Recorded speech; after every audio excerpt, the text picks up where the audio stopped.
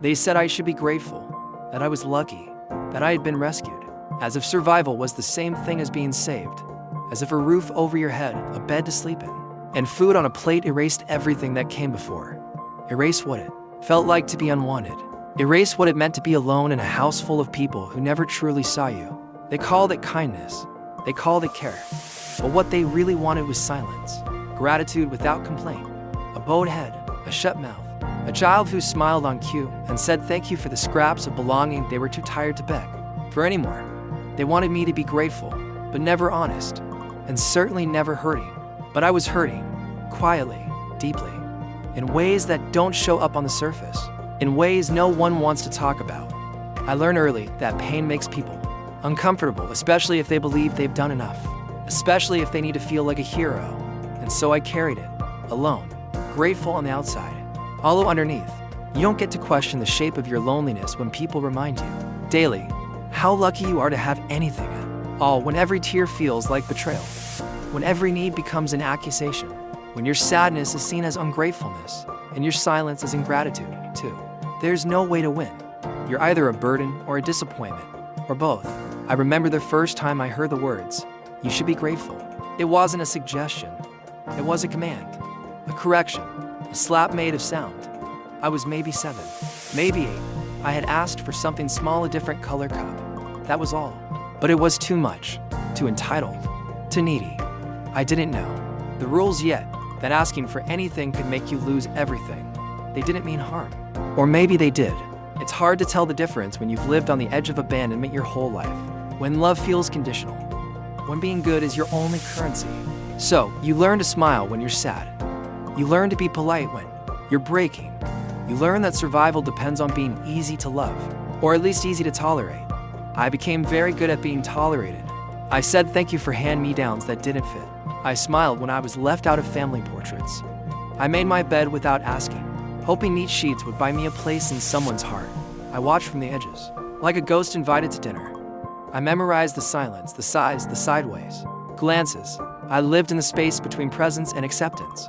You should be grateful, they said, as if I wasn't, as if I hadn't spent years choking on the gratitude I was never allowed to stop showing. They mistook my sadness for selfishness. They mistook my longing for defiance. They mistook my truth for attitude. But I was just a child who wanted to belong without earning it every single day. I was just a kid who wanted love that didn't need performance as a precondition.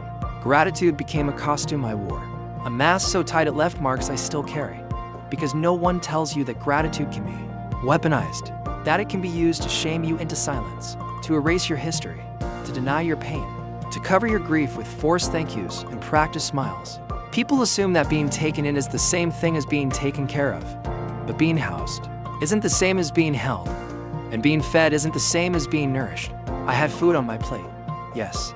But no one noticed when I lost my appetite for life. I had clothes on my back, but no one noticed how heavy they felt. I had shelter, but nowhere to feel safe. Gratitude is supposed to feel warm, but mine burned, mine blistered, because it was never allowed to be honest. It was demanded, not offered. It was extracted, not earned. And when I couldn't fake it anymore, I was called difficult, dramatic, ungrateful. What they never understood is that you can be grateful and still grieve. You can be thankful and still angry. You can appreciate what you were given and still ache for what you lost. Those things aren't opposites. They're often twins, living in the same room in your heart. I missed things I was told not to miss. I longed for voices that would never return. I wept for birthdays that passed like shadows. I mourned a mother I barely knew, a father I never met, a childhood that evaporated too soon. And every time I cried, the world told me, you should be grateful. But how do you hold gratitude in one hand and grieve in the other without dropping yourself in between? I tried for years, I tried.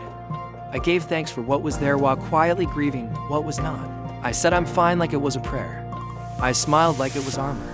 I convinced myself that needing less would make me easier to love, that disappearing a little more each day would make the love stay. But that's the cruel twist of you should be grateful. It teaches you to settle, to shrink, to silence your truth in favor of their comfort, to trade your voice for their approval. And when you finally start speaking, when you finally say, "This hurt me," they act like you've betrayed them, like your truth undoes their kindness. It doesn't. It just completes the picture. Because kindness that demands silence isn't kindness, it's control. And gratitude that erases your pain isn't healing, it's erasure. I've learned that I can be grateful for a roof while still naming the storms inside. I can appreciate the meal without pretending I'm full. I can say thank you while still saying, this wasn't enough. And that doesn't make me ungrateful. It makes me human. To anyone who's ever been told to be grateful when what you needed was to be heard, this is for you. To those who've smiled through holidays that hurt, who folded themselves into silence, who've learned to survive through compliance, this is for you. You are not ungrateful for feeling pain. You are not difficult for wanting more. You are not broken for needing what wasn't given. Gratitude is not a muzzle. It is not a gag. It should never be the cost of your truth. I used to believe I had to earn my right to exist, that love was conditional, that being good was the only way to be safe. But I know now that real love doesn't ask you to disappear. Real safety doesn't demand silence. Real belonging doesn't punish you for your pain. And if you've never felt that kind of love yet, keep going. Because you deserve it. Not because you say thank you the loudest. Not because you smile the brightest. But because you are enough. As you are. Even if no one ever told you that before. I'm still learning to believe it myself. But I no longer confuse survival with healing. I no longer confuse provision with presence. I no longer let anyone define my worth by how quiet I can be. So yes, I am grateful, but not because they told me I should be.